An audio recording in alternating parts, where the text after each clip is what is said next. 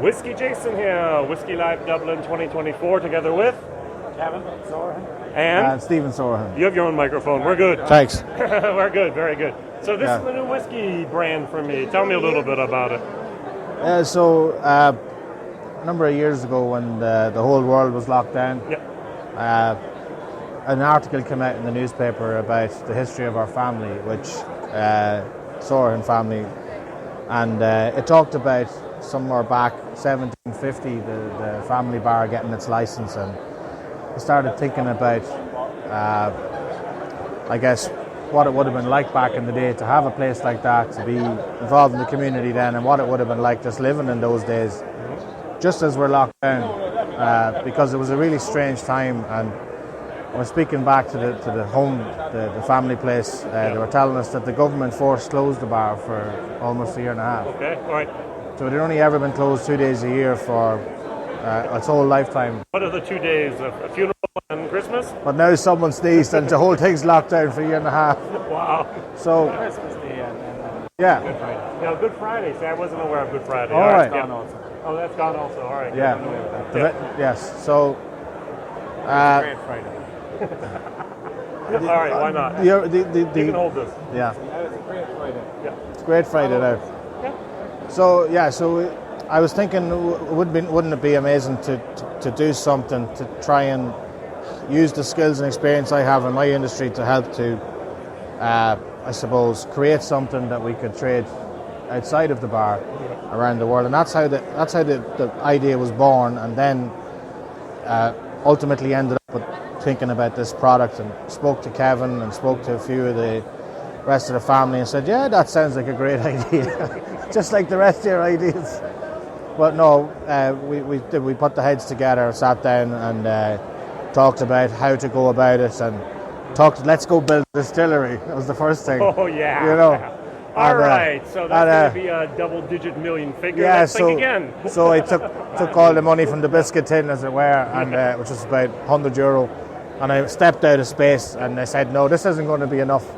So we started thinking about ways to do it, and in today's market, there's different ways of setting up a business, of getting started, and just started phoning around different places and talking about what we wanted to do, and we were blessed with some people in the industry who just had a lot more knowledge and said, look, why don't you try this, do that, do the other. So worked with a Mexican artist for 6 weeks, storyboarding the history of the family, and worked intensely on this brand. So I said, what can we do from where we are right now when we just cannot meet anybody, we can't see anybody, we can't go to distilleries, we can't talk.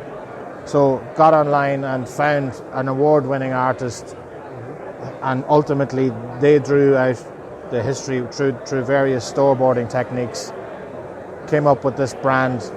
Things that were important for us where we wanted to attribute the brand to somebody who symbolized something very special from the old days when times were also very difficult. So the lady on the front of the bottle in the cart is a silhouette of our grandmother. So okay, I was going to ask about this, so let's put this in yeah. there. All right. So good, yeah. So she's now sadly passed away, but she symbolized a lot of the type of people in that time. Yeah.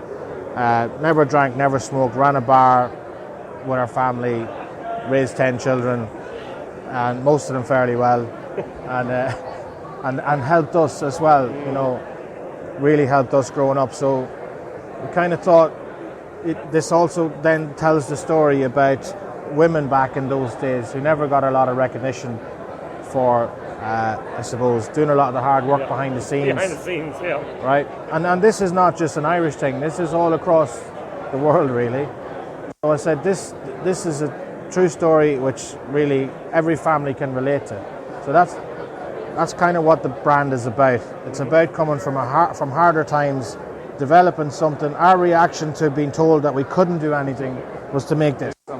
So you know, so it's kind of trying to message to other people as well, to say, don't sit and wait to be told when to solve problems. Think, find a solution, come up with something, and of course, it's an awful lot. And here we are. It's amazing to be just sitting here. I mean, this Fair and Development's custom made this bar for us this week. You know, the banner, which is we're trying desperately hard to straighten out. It was so, it only was made last week. This whiskey, the new launch, this 7-year-old single malt was labelled yesterday. Yeah. So, but tell me a little bit about the whiskey here, the 7-year-old. So the 7-year-old is, it's a single malt, and it's aged 7 years, obviously, as it says, but it's finished in an Appleton rum. So it's a Jamaican rum cask. So people who are really into whiskey will understand the range of casks you can finish whiskey in. We, and myself and Kevin, when we went to the distillery first to sort of select the blend for the first whiskey, we taste it first, sense the quality, get the quality of the liquid first, get the flavour first, and then we asked what it was. So we worked kind of backwards. Rather did you work with Brian at the beginning, or did you have someone else? With Brian, yeah. Yeah, sadly, one of them passed away in the distillery as well. Did you know him? Yeah. So, but they were just very helpful, and you get to influence a lot of how the whiskey is selected and how it's finished, even the percentage of alcohol, everything. So, it's not a straightforward process. I mean, we went to the laboratory, we stumbled out of it a little bit, but. Remember Kevin saying when we first tried it, whiskey, this is like everything else. This is like going to knock you out, and it's very strong. It's a bit more easy drinking. I wasn't going to give you that. But this is 46%, right? This one's quite strong. This one does what everybody wants it to do.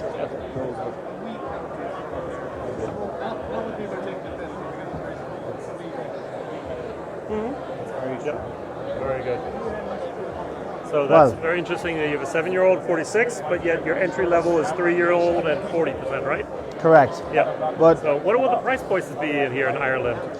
Well, the first thing to note is obviously Ireland's the third highest country in Europe for excise. I know. So to all our German friends and Netherlands and Belgium and Dutch, 4 times more than Germany. I don't know why that is, but it's hard to compare pricing in different markets. Yeah.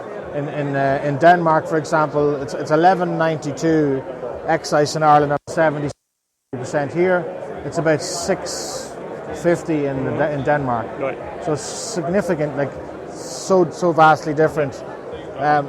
This one's more expensive at 46% volume. I think it's just under €15 excise in Ireland. Right. So for whiskey lovers, when they ask us, how much is that? They have to. When you think about all the work that goes into arriving at this product, with all the specialist people involved, even back to the farmers when they're trying to produce a good crop, like it's not expensive. What are you laughing at? What? I watched Shark Tale. What? Shark Tale. The weasel at the end goes. I was just wanted to see the look at that guy's face. End product is what you're. Yeah, but yeah, I've been working a double shift. You could pick cheaper bottles. There's a lot of significance in the shape of this bottle, which I won't go into now because I'm sure this isn't an hour-long movie, but there's a lot of messaging embedded in the artwork. While it's simplified, there's a lot of story embedded in every aspect of it. A lot of symbolism. So. He's from Wexford, so that'll be the colours. Yeah. So in the southeast. Thank you. Yeah, southeast coast of Ireland. Even though we're up and down in the week, she moved there. Yeah, she did. And then we went to the Wexford colours. Highlight that. Yeah. So we've spoken with importers in Denmark and in starting to talk to people in the Netherlands, but we haven't. There are different attitudes to this type of thing in the likes of the Netherlands. I'm sure you've been over there, but we have had some people taste it and they love it. Can we buy this in Ireland someplace? This one's for sale at the moment. Yeah, this is in about 30. This is for sale. Right, Celtic Whiskey at the moment have it in stock. Right. And thanks to them, they've taken a couple of cases into stock over here, and they've offered €10 off from it today. Mm-hmm. This is in about 30 places, some hotels, spar shops, Ballyconnell, County Cavan, Slieve Russell Hotel in Cavan, Uncle Tom's pub in Blackrock, Soraghan's obviously the original home bar place, and so we've quite a bit of interest from overseas, America, China, but as I said, we're it's with the excess costs, with the management costs, storage costs, production costs, you really have to manage it. Financially, you have to manage it well so that you don't overdo it. Right. But that's really it. So tell us a little bit about Jason WhiskyJason. Sorry. Okay. I am Jason. Yes. So I'm going to talk about myself briefly. Yeah. WhiskyJason, whiskey from the viewpoint of an American, and I live in Germany. I've done about 4,000 videos already online, interviews and whiskey reviews. You're bound to get one right. I'm about to get one right. No, I mean, I haven't seen this it for 8 years, and I like to I have a very wide global community that watches my videos in English and then in German, of course, as well, for my German-speaking videos. And I like to go to whiskey shows like this and interview the exhibitors so they have a platform in order to show their products to the world. So we can find you online, Soraghan Irish Whiskey.ie. Okay, irishwhiskey.ie. That's very important. So we can read more about that there as well. Yeah. Very good. So I think that's a great introduction, first of all. Will there be other products coming soon, or are we just going to have to wait till next year to see if these two products take off like a rocket?